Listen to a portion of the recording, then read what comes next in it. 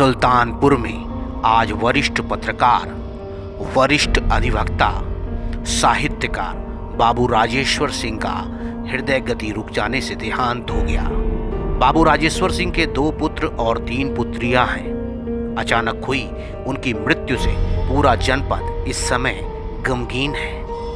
उन्होंने अपने जीवन का अंतिम क्षण सुल्तानपुर के सिरवारा रोड स्थित अपने आवास पर बिताया। बाबू राजेश्वर सिंह की तमाम ऐसी बातें हैं जो सुल्तानपुर कभी भी भूल नहीं सकता। बाबू राजेश्वर सिंह के साथ जिन्होंने भी वक्त बिताया वह जानते हैं कि उनका नाम किसी परिचय का मोहताज नहीं था। जिले के प्रतिष्ठित संस्था KNI की स्थापना में इन्होंने अहम भूमिका निभाई थी और उन्होंने इस संस्था पर प्रबंधक पद को सुशोभित भी किया था। यह पूर्व केंद्रीय मंत्री स्वर्गीय बाबू KN सिंह के रिश्तेदार भी थे।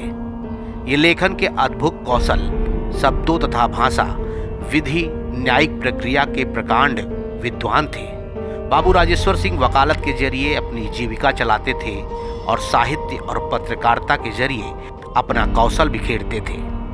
85 साल के बाबू राजेश्वर सिंह ने सुल्तानपुर को मन से जिया है, अतीत को खंगाला है, सबको सहेजा है, संजोया है, बल्कि यूं कहें सुल्तानपुर को शब्दों में पिरोया है। उनकी लिखी किताब इतिहास की झलक सुल्तानपुर के बारे में जानने और आज़ादी में अहिंसक लड़ाई में सुल्तानपुर का योगदान का विस्तृत वर्णन है। इस किताब के जरिए उन्होंने उन तमाम लोगों की सुल्तानपुर में जो रहते हैं या कहीं दूर रहकर सुल्तानपुर को जानना चाहते हैं, उनकी जिज्ञासाएं तृप्त की थीं।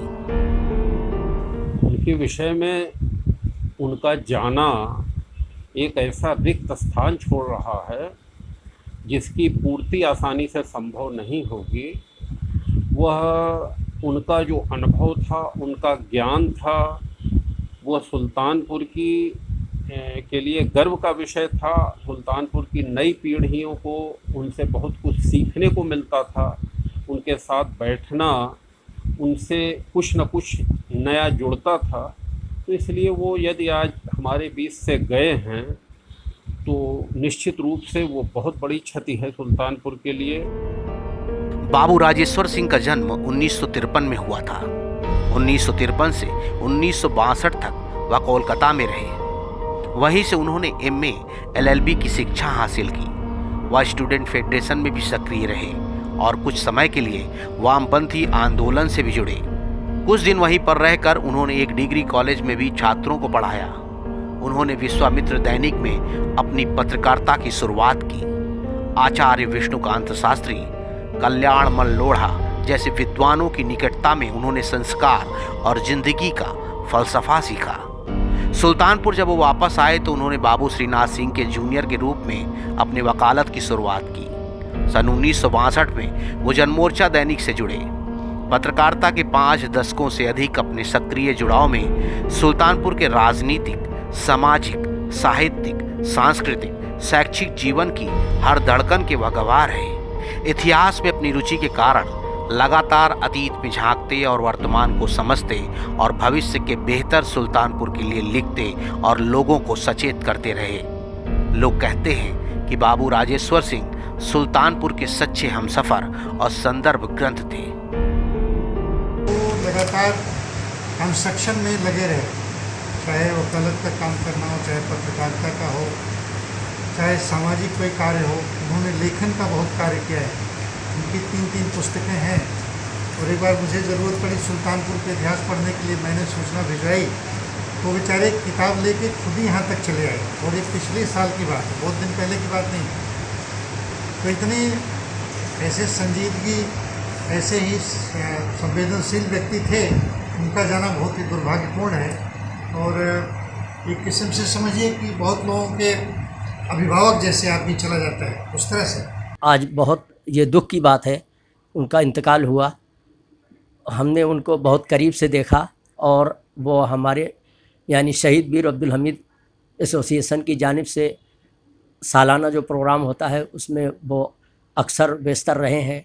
और उन्होंने अपने भाषण में, अपने तकरीर में जो बातें बताई हैं लोगों के लिए, लोगों को समाज सेवा के लिए और पत्रकारिता के संबंध में जो भी बातें बताई वो बहुत ही मुफीद रही हैं। हमको ऐसा लग रहा है कि इनकी कमी जो है वो पूरा होना बहुत मुश्किल है। अब मेरी दुआ है कि मालिक उन्हें सही और उनके घर वालों को शांति प्रदान।